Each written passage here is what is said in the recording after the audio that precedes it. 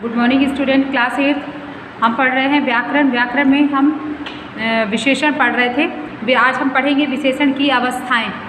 तुलना के आधार पर विशेषण की 3 अवस्थाएं होती हैं। मूलावस्था, अंडरलाइन कर लीजिए, विशेषण के जिस रूप के द्वारा एक विशेष्य का सामान्य गुण प्रकट हो उसे विशेषण की मूलावस्था कहते हैं। मतलब विशेष्य का एक सामान्य गुण प्रकट होना चाहिए। तो विशेष्य क्या कहलाता है? जिसकी विशेषता बतलाई जाती है, तो उसका केवल एक ही सामान्य गुण पता चले तो उसे मूलावस्था कहते हैं। और जैसे इसमें देखिए, रुचिता सुंदर है, तो सुंदर जो है उसका एक ही सामान्य गुण बताया जा रहा है, इसलिए विशेषण की मूलावस्था है। उसके बाद है उत्तरावस्था। जैसे आप इंग्लिश में पढ़ते हो गुड, बेटर, बेस्ट, तो गुड मतलब कि ठीक ठीक सामान्य है, और बेटर मतलब उससे बेटर है, उससे अच्छा है ना। और इसी तरह इसमें भी है, विशेषण में भी है उत्तरावस्था।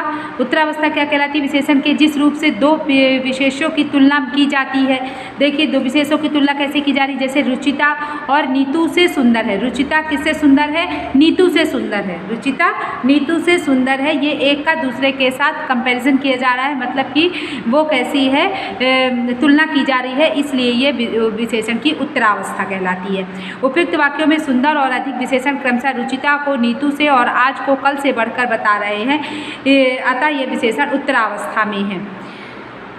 उत्तमावस्था क्या कहलाती है? विशेषण के जिस रूप से एक की अनेक से तुलना करके उसे सबसे अच्छा अथवा सबसे बुरा कहा जाए तो उसे विशेषण की उत्तमावस्था कही जाती है। मतलब एक का दूसरे के साथ जो है तुलना की जाए और तुलना के बाद ये बताया जाए कि वो उससे भी अच्छा है या बहुत अच्छा है या बहुत बुरा है। जैसे लता मंगेशकर सर्वश्रेष्ठ गायिका है, रुचिता सबसे सुंदर है।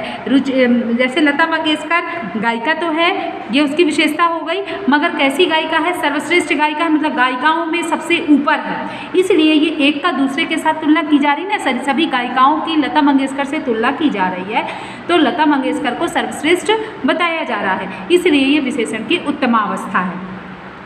जैसे रुचिता सबसे सुंदर है, तो रुचिता कैसी है? सुंदर है, लेकिन सब में सुंदर है, इसलिए एक की दूसरे के साथ तुलना हो रही है, ये ले उत्तम, तो इसलिए ये उत्तमावस्था है। ठीक है। उपयुक्त वाक्यों में मतलब कि तुलना के साथ तो इसमें क्या है? तुलना बताई गई है। उपयुक्त वाक्यों में सर्वश्रेष्ठ सबसे सुंदर है और बहुत अधिक विशेषण उत्तमावस्था को प्रकट कर रहे हैं। इसी तरह देखिए कैसे उत्तरावस्था उत्तमावस्था में शब्द बनाए जाते हैं। तो मूलावस्था क्या है? जैसे मधुर का क्या बना? मधुरतर, मधुर का मधुरतर, और उत्तमावस्था मधुरतम। इसी तरह विशाल का विशालतर, विशालतम, बलिष्ठ बलिष्ठतर, बलिष्ठतम, अधिक अधिकतर, अधिकतम, कठिन कठिनतर, कठिनतम, दृढ़ दृढ़तर, दृढ़तम, समीप समीपतर, समीपतम, तीव्र तीव्रतर, तीव्रतम, महान महानतर, महानतम, श्रेष्ठ श्रेष्ठतर, श्रेष्ठतम, सरल सरलतर, सरलतम, गुरु गुरुतर, गुरुतम, न्यून न्यूनतर, न्यूनतम, मृदु मृदुतर, मृदुतम। मतलब समझ में आया कि ये विशेषण की 3 अवस्थाएं हैं ये, और इस तरह शब्द में परिवर्तन आ जाता है।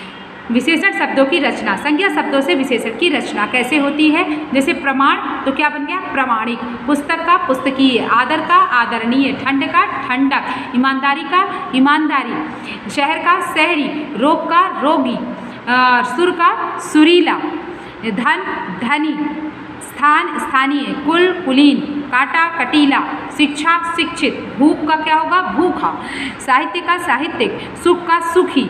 इसी तरह गुण का गुणी, पत्थर का पथरीला, नमक का नमकीना, नमकीन, अंत का अंतिम, स्वर्ण का स्वर्णिम, प्रांत का प्रांतीय, क्रोध का क्रोधी, गुलाब का गुलाबी। इस तरह शब्द संज्ञा से विशेषण बनाए जाते हैं। सर्वनाम शब्दों से विशेषण की रचना। जैसे लिखा है सर्वनाम वह, तो विशेषण क्या बनेगा? वैसा।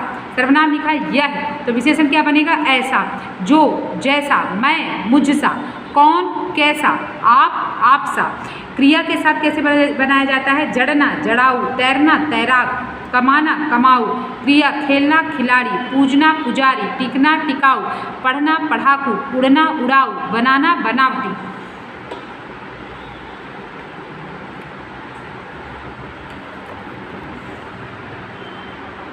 क्रिया विशेषण व अव्यय शब्दों से विशेषण की रचना।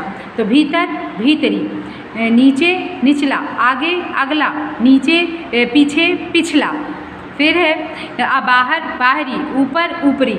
उपसर्ग में देखिए कैसे उपसर्ग से विशेषण की रचना सा सजीव, ला लापरवाह, सु सुलभ, और उपसर्ग ना नालायक, नापसंद, नासमझ, नी निसफल, निष्काम, निश्चल, दूर, दुर्गम, दुर्लभ। इसी तरह अब देखिए हमने क्या क्या सीखा। हमने सीखा जो शब्द संज्ञा अथवा सर्वनाम शब्दों की विशेषता का बोध कराए उसे विशेषण कहते हैं। जिन संज्ञा सर्वनाम शब्दों की विशेषता बताई जाती है उन्हें विशेष्य कहते हैं। विशेषण के 4 भेद होते हैं: गुणवाचक विशेषण, परिमाणवाचक विशेषण, संकेतवाचक विशेषण और संख्यावाचक विशेषण। विशेषण की विशेषता का बोध कराने वाले शब्द प्रविशेषण कहलाते हैं। मूलतः विशेषण की 3 अवस्थाएं होती हैं: मूलावस्था, उत्तरावस्था और उत्तमावस्था। विशेषण कितने प्रकार के होते हैं? विशेषण जो है 4 प्रकार के होते हैं। विशेषण कितने प्रकार के होते हैं? 4 प्रकार के होते हैं। इसके बाद संख्यावाचक विशेषण के भेद। संख्यावाचक विशेषण के क्या भेद है? 2, 5 लीटर दूध है तो क्या बनेगा? निश्चित परिमाणवाचक विशेषण। इसमें टिक लगा लीजिए। संकेतवाचक विशेषण कहा जाता है संख्या किसको? सर्वनामिक विशेषण को। इसे टिक लगा लीजिए। इस तरह आप अपनी बुक फिल कर लीजिए। फिर देखिए बिहारी जी ने सत्सई की रचना की विशेषण है। कौन सा विशेषण है? समुच्चय बोधक विशेषण है। टिक लगा लीजिए।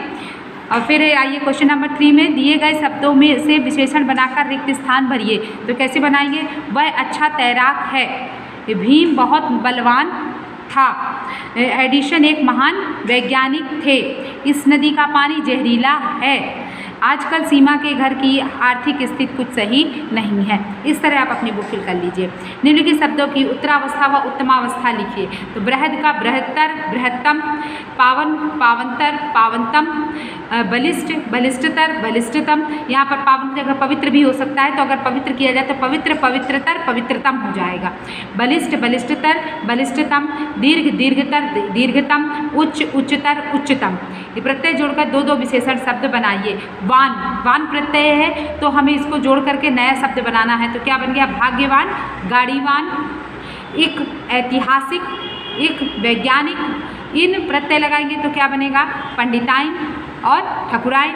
आ से जैसे भगोड़ा, बगोड़ा। निम्नलिखित वाक्यों में विशेष्य व विशेषण छांटकर लिखिए। तो मदन ऊपरी मंजिल पर रहता है। तो ऊपरी क्या है?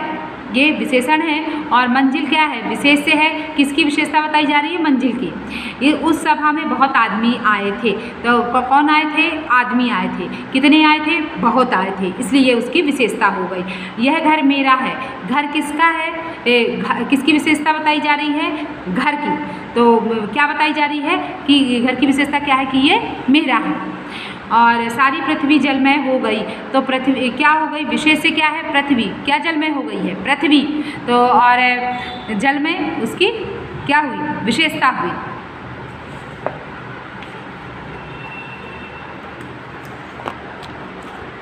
उसी तरह है निम्नलिखित वाक्यों में से प्रविशेषण व विशेषण छांटकर लिखिए।